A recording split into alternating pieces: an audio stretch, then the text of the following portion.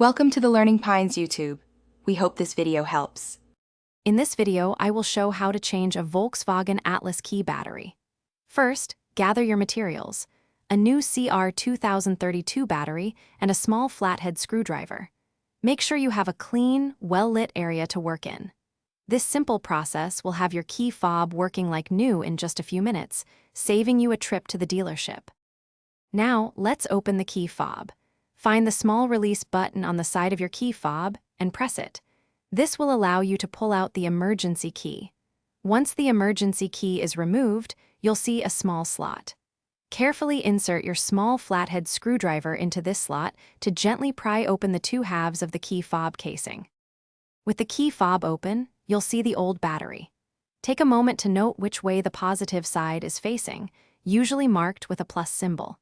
Carefully use your screwdriver to gently pry out the old CR2032 battery. Now, insert the new CR2032 battery, ensuring the positive side faces the same direction as the old one. It should click securely into place.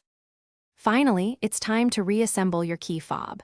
Carefully align the two halves of the casing and press them firmly together until you hear a click, indicating they are securely closed.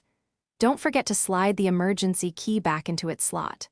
Now, test all the functions of your key fob, like locking and unlocking the doors, to ensure everything is working perfectly.